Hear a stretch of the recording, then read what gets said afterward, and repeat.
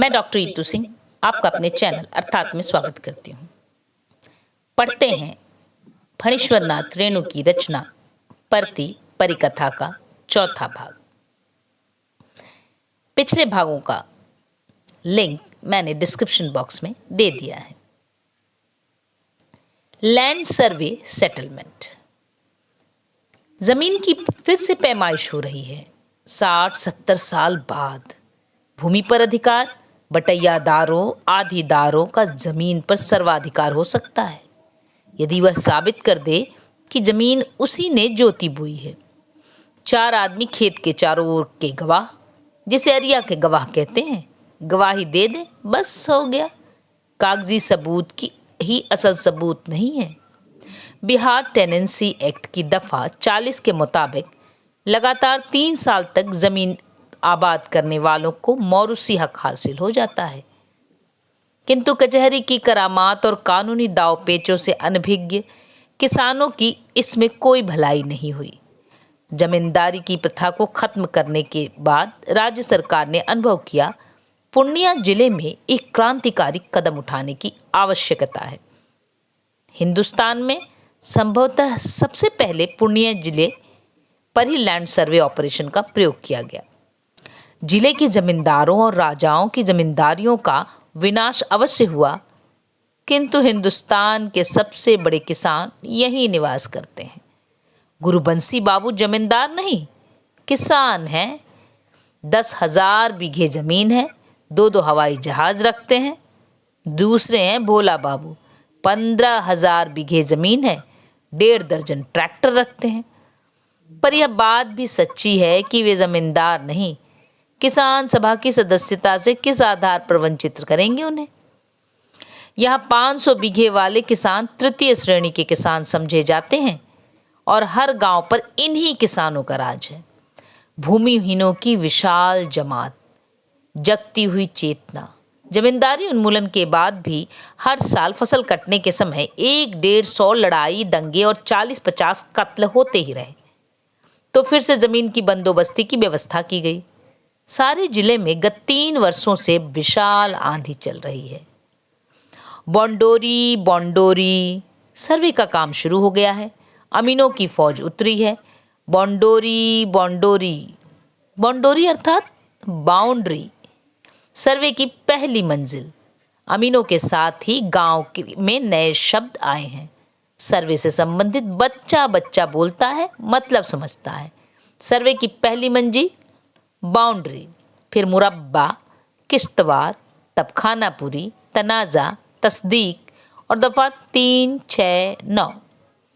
जरीब की कड़ी, तख्ती, राइट एंगल, गुनिया, कंपास आदि लोग लेकर अमीन लोग अपने टंडेलों के साथ धरती के चप्पे चप्पे पर घूम रहे हैं। जरीब की कड़ी खनखनाती हुई सरक रही है, खन खन खन। सर्वे के अमीन साहब का कहना है, यदि किसी प्लॉट पर कौवा भी आकर कह दे कि मैंने जमीन जोती बोई है, तो उसका नाम लिखने को हम मजबूर हैं। यही कानून है। यह मत समझो कि बंडोरी बांध रहा हूं। जिले भर के किसानों और भूमिहीनों में महाभारत मचा हुआ है। सिर्फ भूमिहीन नहीं, 150 बीघे के मालिकों ने भी दूसरे बड़े किसानों की जमीन पर दावे किए हैं। 1000 बीघे वाला भी 1 इंच जमीन छोड़ने को राजी नहीं। दुखरन शाह के कुल में कोई रोने वाला नहीं। 80 वर्ष की उम्र है, छोटी दुकान है और 50 बीघे जमीन। उसने सोचा भूदान में 2 बीघे जमीन दान कर देने से 48 बीघे तो बच जाएंगे। जब हर चप्पे पर तनाजा पड़ने लगा तो पागल हो गया दुखरन शाह। बेचारा बूढ़ा सीधे बिनोबा जी के पास रवाना हुआ। क्या बाबा, तुरंत दान देकर तो मेरा महाकल्याण हो गया। लौटा दीजिए मेरी जमीन, मेरा दान पत्र, ले लो अपनी कंठी माला। 6 महीने में ही गांव का बच्चा बच्चा पक्की गवाही देना सीख गया। 6 महीने में ही गांव एकदम बदल गया थे। बाप बेटे में, भाई भाई में अपने हक को लेकर ऐसी लड़ाई कभी नहीं हुई। अजीब अजीब घटनाएं घटने लगी। सरबन बाबू की ही बात लीजिए। सरबन बाबू इलाके के नामी गिरामी आदमी हैं। गांव में अब भी काफी प्रतिष्ठा है। जवार भर की पंचायतों में जाते हैं। हाल ही में काशी से शिवलिंग मंगवाकर स्थापना करवाई है। उनके छोटे भाई लालचंद बाबू को किसी ने बताया कि सभी पर्चों पर सरबन बाबू अपने लड़कों का नाम या स्त्री का नाम चढ़वा रहे हैं। लालचंद बाबू का नाम कहीं भी नहीं, एक प्लॉट पर भी नहीं। जिन पर्चों पर सरबन बाबू का नाम चढ़ा है, लालचंद बाबू का नामो निशान नहीं। सरबन बाबू के नाम के साथ वगैरह भी नहीं है जो लालचंद बाबू कभी दावा भी कर सके। लालचंद बाबू पढ़े लिखे नहीं है तो क्या हुआ, इतनी सी बात उनको समझ में नहीं आएगी? उनके वकील साहब ने फीस लेकर सलाह दी है, मुफ्त में नहीं। आपको आगे बढ़ने यानी कानूनी कार्रवाई करने की कोई जरूरत नहीं, बड़े भाई को ही पहले आगे बढ़ाइए। लालचंद बाबू ने दूसरे ही दिन मार लाठी से सिर फोड़कर सरबन बाबू को यानी अपने बड़े भाई साहब को आगे बढ़ा दिया। धन्य है सरबन बाबू, भरी कचहरी में हल्फ लेकर कह दिया, लालचंद मेरा कोई नहीं, इसके बाप का ठिकाना नहीं। मेरे बाबूजी के मरने के 3 बरस बाद। टेरिबल, हाकिम ने अचरज से मुंह फाड़ते हुए कहा। टेरिबल, बड़े बड़े इज्जतदारों की हवेली में बंद घूंघटों में छिपी बेवा औरतें पर्दों को चीर कर आगे बढ़ाई हैं, अपने नाबालिग वंशधरों की उंगलियां पकड़े खड़ी हैं। हुजूर, देखा जाए, जरा इंसाफ किया जाए हुजूर, इसका बाप कमाते कमाते मर गया, कोल्हू के बैल की तरह जिंदगी खटते खटते बीती और खाते में कहीं भी उसके नाम लड़के का नाम नहीं है। नाम दर्ज कर लिया जाए हुजूर। कॉलेजों में पढ़ने वाले विद्यार्थी परीक्षा की तैयारी छोड़कर दौड़े आए हैं। छोटे को प्राणों से भी बढ़कर प्यार करते हैं बाबूजी। छोटे के नाम से सारी उपजाऊ जमीनें लिखवा दे सकते हैं। कोई भरोसा नहीं किसी का। खटा खट खटा खट खट खट खट। गांव की अली गली अगवार पिछवाड़ की ओर निकलने वाली पगडंडियां बंद की जा रही हैं। डर है नक्शा बन जाने का। खेत के बीचों बीच पगडंडी यदि दर्ज हो जाए, नक्शे में तो हो चुकी खेती। 3 साल से चल रही है आंधी। उधर दीवानी कचहरियों में बेदखली, फसल जब्ती, टाइटल सूट का बाजार गर्म है। ठलवे वकूलों को भी 10 रुपए रोज की आमदनी होने लगी है। अमीन साहब कहते हैं, असल चीज है बाउंड्री। अभी जिसका नाम दर्ज हो गया, समझो पत्थर की लकीर पड़ गई। इसीलिए जमीन के मालिक बटैयादार सभी उन्हें हमेशा घेरे रहते हैं। न जाने कब कोई आए और तनाजा दे दे जमीन पर। तनाजा सर्वे का सबसे धार वाला शब्द है। तनाजे का फैसला कानून गो साहब करते हैं। इनको अमीन से ज्यादा पावर है। सभी अमीन और सुपरवाइजर इनके अंडर में रहते हैं। दिन रात कचहरी लगी रहती है कानून गो साहब की। कानून गो के चपरासी को इलाके के बड़े बड़े जमीन वाले हाथ उठाकर जय हिंद करते हैं। जय हिंद चपरासी जी, कहिए कानून गो साहब को चावल पसंद आया? असली बासमती चावल है, अपने खर्च के चावल से निकाल कर भेजा था। जी जी जी हाँ, घी आज आ जाएगा। कचहरी लगी रहती है देश सेवकों की, समाज सेवकों की।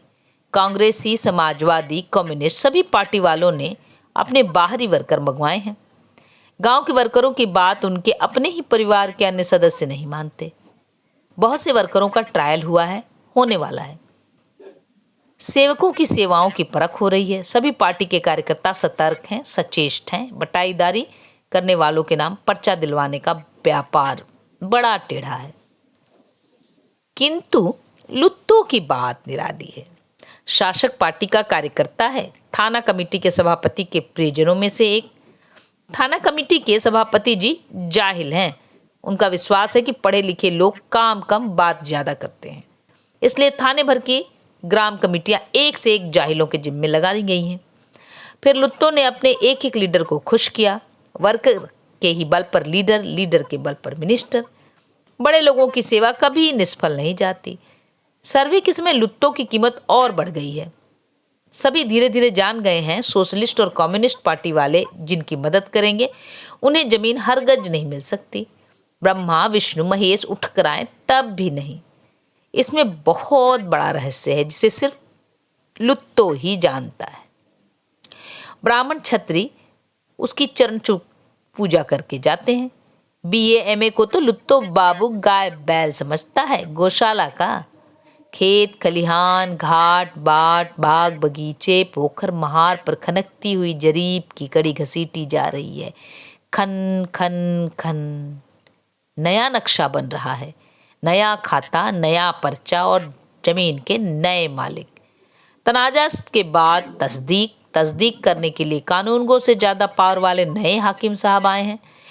ASO साहब, असिस्टेंट सर्वे ऑफिसर। हर नया हाकिम नया ऐलान करता है, बाउंड्री तनाज़ा हम कुछ नहीं जानते, हम फिर शुरू से जांच करेंगे। यही सर्कुलर आया है। 8 वर्षों से जातिवाद के दीमकों का मुख्य आहार रहा है मनुष्य का हृदय। सर्वे की आंधी में छलनी जैसा आदमी का दिल पीपल के सूखे पत्ते की तरह उड़ रहा है। पिछले 1.5 साल से गांव में न कोई पर्व की धूमधाम से मनाया गया और न किसी त्योहार में बाजे ही बजे हैं।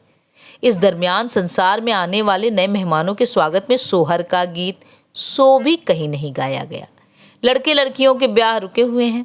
गीत के नाम पर किसी के पास एक शब्द भी नहीं रह गया है। मधुमक्खी के सूखे मधुचक्र सी बन गई है यह दुनिया।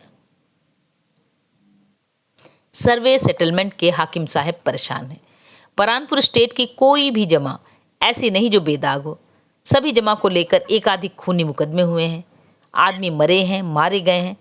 ऐसे मामलों में बगैर जिला सर्वे ऑफिसर से सलाह किए वे अपनी कोई राय नहीं दे सकते। सर्वे की कचहरी छित्तन बाबू के गुहाल में लगी है। हाकिम इजलास पर बैठ गए हैं। पुरानपुर स्टेट के कापटदार जी मुंशी जलधारी लाल दास की सूरत से ही नफरत है ASO साहब को। कहाँ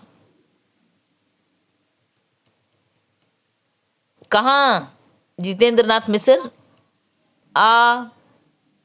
जितेंद्र नाथ मिश्र हाजिर हो। कहाँ मीर शमसुद्दीन? हाजिर हो। सेटलमेंट ऑफिसर के चपरासी ने हाक लगाई। 2 हाक लगाने के बाद विरक्त होकर बड़बड़ाने लगा। स्टेट के कारकुन के कान के पास लाउड स्पीकर कौन लगाने जाए। मुंशी जलधारी लाल दास कान से कम सुनते हैं। कितना कम सुनते हैं यह कहना कठिन है। अपने काम की बात सुनते हैं, जल्दी बेकाम की बातों के समय निपट बधिर बन मुस्कुराते रहते हैं। हाकिम को मुंशी जलधारी की यह मुस्कुराहट जरा भी नहीं सुहाती। आज दुलारी दाय जमा की नत्थी खुलेगी। दास जी कागजात की झोली लेकर कचहरी घर में दाखिल हुए। हाकिम ने देखते ही चिढ़कर कहा, जितेंद्र नाथ आज भी कचहरी नहीं आए? मालूम है सब मिलकर 150 रुपये जुर्माना हो चुका है, पहले जुर्माना दाखिल कीजिए। मुंशी जलधारी लाल दास झोली से 150 रुपये निकालकर पेश कर साहब के सामने गिनते हैं। 30 नत्थी का 5 रुपए की दर से 150। हाकिम को भी जिद सवार है, देखिए कितना जुर्माना भरते हैं जितेंद्र नाथ बहादुर। मुंशी जलधारी लाल को भरी कचहरी में मदारी के बंदर जैसा नचाने में आनंद आता है हाकिम को। कभी कभी मुंशी की चमड़ी निश्चय ही गेंडे की चमड़ी जैसी होगी। उनकी खिचड़ी मुखों के अंदर की मुस्कुराहट को कभी मंद नहीं कर सके हाकिम साहब। इस लकड़ी के डिब्बे में क्या ले आए हैं दास जी? बुलबुल तरंग है क्या? हाकिम ने हंसते हुए पूछा। हा हा हा हा। कचहरी के लोग ठठाकर हंसे। बुलबुल तरंग दस्तावेज है हुजूर, दुलारी दाय जमा का सेल डीड दान पत्र। दान पत्र डिब्बे में? हाकिम साहब पुनः मुस्कुराकर कोई बात ढूंढ रहे हैं। डिब्बे को हाथ में लेते ही बोले, यह तो पूरा अलादीन का चिराग मालूम होता है। हा हा हा। अलादीन का चिराग अलबत्ता दिलदार यार है हाकिम साहब। चिराग गोल होता है, इसकी लंबाई 12 इंच है हुजूर। दास जी की दबी हुई बोली मूंछों की झुरमुट से निकली। हाकिम जरा अप्रतिभ हो गए। चंदन कास्केट? हाकिम ने कास्केट को नाक से सूंघते हुए पूछा, दान पत्र में इत्र लगा कर रखते हैं क्या? दान पत्र इत्र? हा हा हा हा। नहीं हुजूर, असली मलयगिरी चंदन काठ है। दास जी अपनी मुस्कुराहट को धीरे धीरे खोलना जानते हैं। कास्केट की कारीगरी पर हाकिम की आंखें हठात स्थिर हो जाती हैं। पेड़, पहाड़, झरना और काठ का मंदिर। चित्रकला से थोड़ी सी दिलचस्पी रखने वाला पहचान सकता है यह नेपाली कारीगरी है। पशुपतिनाथ मेला नेपाल में खरीदा हुआ है हुजूर। अच्छा, हाकिम साहब कास्केट के कील कब्जे को ध्यान से देखते हैं। असली सोना है। कास्केट के अंदर से गोल लपेटा हुआ दानपत्र निकालकर जरीदार रेशमी डोरी और डोरी के झब्बों को कुछ देर तक देखते हैं। दानपत्र के प्रारंभिक अंशों में जापानी पद्धति से कदली वृक्ष, मंगल घट, जौ की बालियां अंकित हैं। सदे हुए हाथों से मोती जैसे अंग्रेजी अक्षर। हाकिम साहब ने पिछले साल IAS की परीक्षा की तैयारी के समय ही नंदलाल बसु का नाम सुना था पहली बार। आजकल प्रश्नों में साधारण ज्ञान की बातों में यह सब पूछा भी जाता है। चित्रकार, गवैया, बजवैया, नचवैया, आदमी कितना नाम याद रखे। ये क्या लिखा है? लिखावट? लिखितम है हुजूर, रोमन में लिखा हुआ है लिखितम। हाकिम ने मुंशी जलधारी लाल की ओर गौर से देखा। कौन कहता है यह आदमी बहरा है? यह मिसेज रोजवुड कौन थी? कौन थी? यह मेम। हाकिम साहब के सिर के छोटे छोटे बाल अचरज से खड़े हो गए, मानो सुपुष्ट अंग्रेजी लिपि में संस्कृत वाक्य देवपुत्र तुल्य मम प्राणाधिक चिरंजीवी जितेंद्रनाथ लिखने वाली महिला कौन थी? इसके बाद आगे 5वें हिस्से में। धन्यवाद।